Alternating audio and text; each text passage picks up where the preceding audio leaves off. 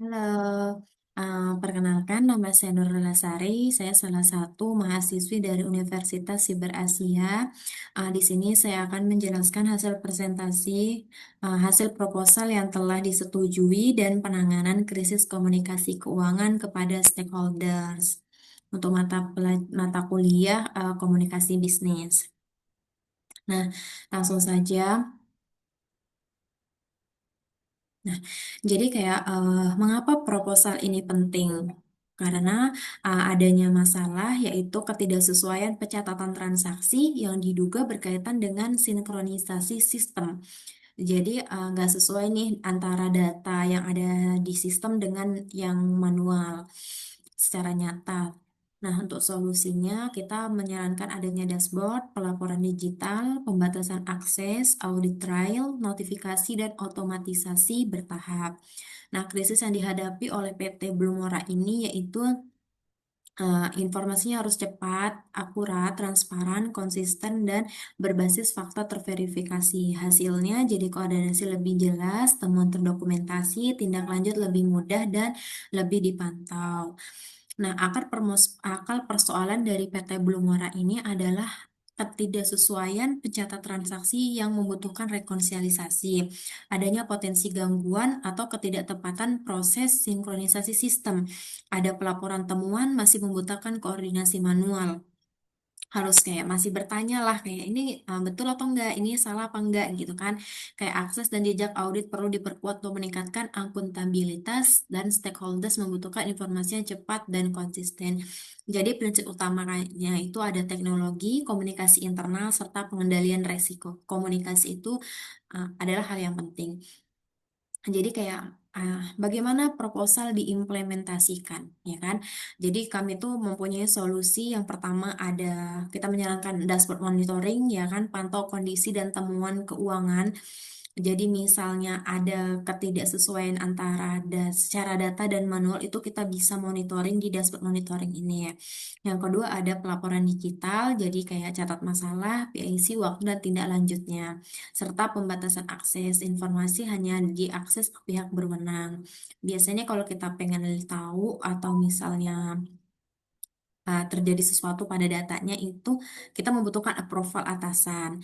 Nah, yang keempat ada audit trial yaitu telusuri perubahan dan aktivitas penggunanya. Yang kelima ada notifikasi otomatis, jadi percepat informasi ada temuan. Jadi langsung ada pop-up-nya gitu kan. Jadi kayak misalnya ini salah nih atau ini tidak sesuai gitu. Jadi langsung ada cepat ketemu masalahnya. Yang keenam ada otomatisasi bertahap yaitu efisiensi dengan pengawasan manusia. Nah, dari temuan ke tindakan nih, ya, jadi misal dari staf akuntansi, temuan dicatat dan dilaporkan. Kita melaporkan langsung ke supervisor kita. Supervisor kita melakukan validasi awal dan eskalasi. Langsung langsung ke manajer akuntansinya dan mereka melakukan rekonsiliasi serta koordinasi. Dari manajer akuntansi lanjut ke manajemen, yaitu keputusan dan pengawasan. Dari manajemen yaitu ke IT atau vendor, pemeriksaan aspek teknis apakah emang dari sistem atau uh, pencatatannya yang kurang teliti. Jadi ada dashboard, jadi monitoringnya itu ada dashboard dan pelaporan digital. Jadi finance-nya, jadi mengurangi ketergantungan pada komunikasi manual. Jadi nggak yang ini kenapa, ini sepertinya tidak sesuai gitu kan. Jadi kalau misalnya di dashboard tuh kita langsung terlihat gitu kan, tanpa ada yang ngasih tahu kita udah tahu, oke saya ini salah gitu kan. Jadi seperti ini ya. Contoh dashboard mininya lah kecilnya. Contohnya ada temuan barunya 12 yang udah dalam verifikasi baru 5 dan udah selesai 7.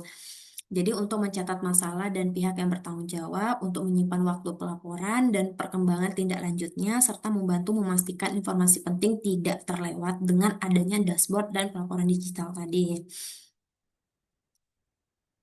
Yang ketujuh untuk pengendalian kita ada akses, audit trial, dan otomatisasi, yaitu teknologi membantu kontrol, tetapi keputusan penting tetap diawasi manusia. Ada akses berbasis kewenangan, yaitu menjaga kerahasiaan dan integritas informasinya. Untuk audit trial, yaitu mendukung keterlacakan perubahan dan aktivitas. Misalnya kita sudah mencatat 2 jam kemudian tuh bisa kita lihat dari historinya kayak ini melakukan perubahan data atau gimana. Jadi bisa diaudit. Kenapa kamu melakukan perubahan data itu? Untuk notifikasi yaitu mempercepat penyampaian temuan yang perlu diperhatikan karena tadi ada pop-up-nya, kita langsung tahu nih, oh ada yang salah gitu kan. Nah, untuk otomatisasi bertahapnya yaitu menyesuaikan proses kerja sambil mempertahankan human oversight-nya. Untuk krisisnya itu saat ketidaksesuaian menjadi krisis komunikasi. Jadi jangan langsung menyimpulkan kesalahan individu atau penyalahgunaan nih. Jadi kayak, oh ini fraud nih, ini apa nih? Nggak bisa kita langsung menyimpulkan seperti itu ya. Jadi ada pemicunya itu udah transaksi tidak sama dengan hasil pemeriksaan dan rekonsiliasinya. Jadi kita perlu verifikasi faktanya, yaitu ada rekonsiliasi datanya dulu, periksa audit trialnya dulu, periksa sinkronisasi sistem, lalu kita koordinasi ke pihak bertanggung jawab. Jadi prinsipnya itu fakta terverifikasi sebelum kesimpulan. Seperti itu. Jadi siapa nih yang perlu mendapat informasi? Jadi setiap pihak itu membutuhkan informasi dan peran yang berbeda-beda. Untuk manajemen pastinya keputusan dan pengawasan, untuk akuntansi keuangannya yaitu pencatatan dan rekonsiliasi, untuk IT dan vendornya itu pemeriksaan teknis apakah benar terjadi karena kesalahan sistem atau emang karyawannya yang melakukan kesalahan, dan investor atau pemilik kepentingan ini kejelasan kondisi dan langkah penanganan. Biasanya kita menjelaskan ke investor kayak, oh ini ternyata bukan fraud, tapi ini tuh adanya ketidaksesuaian atau kesalahan sistem lah, human error tadi kan. Untuk stakeholders lainnya itu ya adalah kendala informasi keuangan aja. Jadi untuk strateginya ada 4 prinsip komunikasi saat krisis. Cepat, akurat, transparan, dan konsisten. Untuk cepat, jangan biarkan ketidakjelasan berkembang. Untuk akuratnya, informasi harus berbasis fakta terverifikasi. Untuk transparannya, jelaskan kondisi dan tindakan korektif secara bertanggung jawab. Serta konsisten adalah pesan antar pihak harus selaras. Ada 7 langkah nih dari deteksi sampai pemantauan. Alur ini menjaga proses tetap berstruktur ya. Yang pertama pasti ada identifikasi awal ya kan. Yang kedua ada tentukan tim verifikasi. Yang ketiga ada kan periksa transaksi dan audit trial.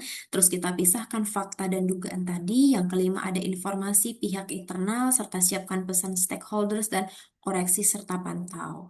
Untuk outputnya apa? Data terverifikasi, tindakan korektif serta update ke stakeholder. Pesan ke stakeholder yaitu komunikasi yang menenangkan tanpa menutupi fakta. Contohnya seperti ini. PT Blue Mora telah mengidentifikasi adanya ketidaksesuaian dalam pencatatan sebagai transaksi dan saat ini sedang melakukan rekonsiliasi serta pemeriksaan terhadap proses sinkronisasi sistem.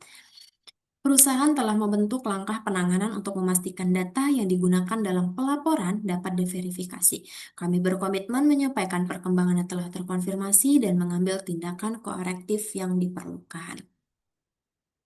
Jadi pesannya itu menekankan kan kondisi ya, verifikasi, tindakan, serta komitmen. Nah, untuk konflik dengan IT atau vendor itu berfokus pada masalah, bukan orangnya. Jadi tujuan utamanya adalah pemulihan sistem dan andalan informasi keuangan. Yang dibutuhkan oleh PT Blue Mora adalah penyebab masalahnya apa, pemulihan sistemnya bagaimana, pengamanan data bagaimana, serta kepastian tidak lanjutnya seperti apa. IT butuh ruang pemeriksaan teknis yang pasti, kejelasan tanggung jawab, serta bukti dan kronologinya.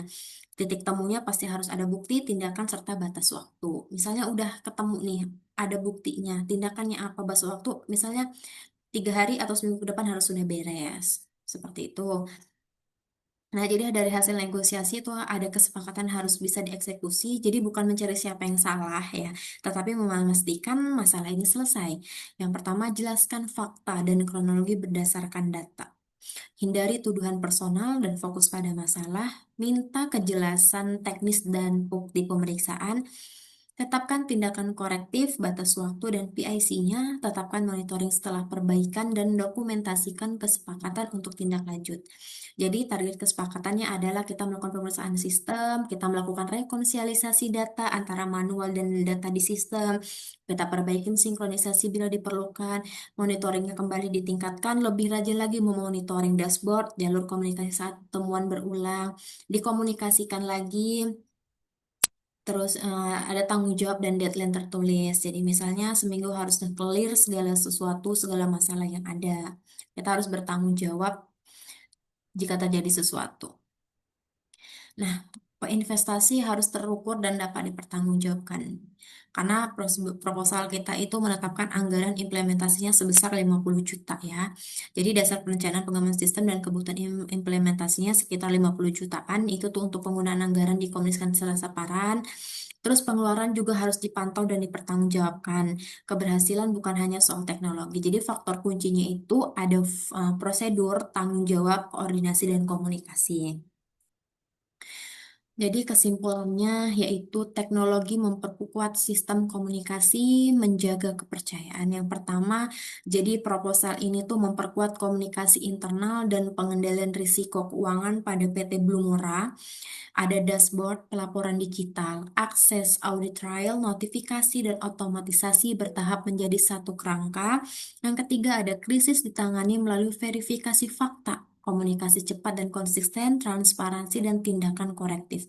Negosiasi IT atau vendor berbasis masalah dan bukti membantu memulihkan sistem dan mempertahankan kepercayaan stakeholders. Jadi ya, komunikasi bisnis bukan hanya untuk menyampaikan informasi, melainkan menjaga kejelasan, akuntabilitas, serta kepercayaan. Terima kasih, itu yang dapat saya sampaikan. Lebih dan saya kurang, saya mohon maaf.